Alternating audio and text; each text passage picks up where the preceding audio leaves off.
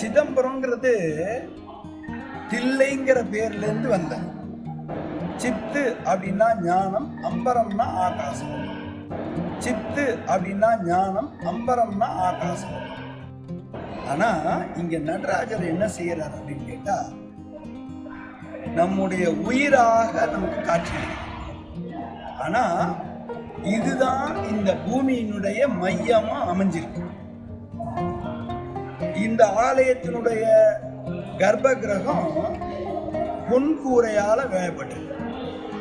ஆனா இந்த பொற்கூரைக்கு கீழே தான் சுவாமி அருள் செய்யறாரு.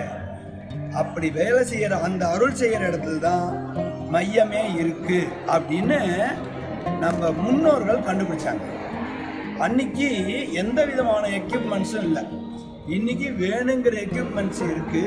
அதனால இது நமக்கு அதிசயமா தெரியும். ஆனா உலக அதிசயம்னு சொல்லி 7 ஒண்டர்ஸ் அப்படின்னு சொல்லி நம்ம ஒன்று போய் பார்க்குறோம். அதெல்லாம் அதிசயம் கிடையாது. ஏன் அப்படின்னா இந்த நூற்றாண்டு இருக்கும், அடுத்த நூற்றாண்டு இருக்குமா இருக்காதான்னு தெரியாது. ஆனால் நம்முடைய பிறவி இருக்கு இல்லையா, மனிதன், இந்த மனிதன் தான் அதிசயம்.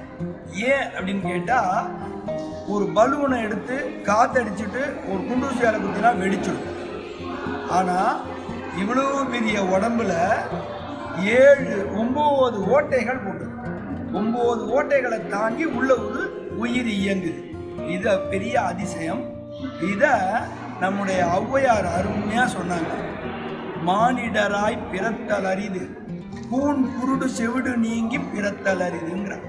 அதனால இந்த ஜென்மம் எடுத்ததுக்காக, நம்மளை நன்றாக படைத்ததுக்காக நடராஜருக்கு தினமும் கோடானு கோடி நன்றிகளை சொல்றோம்.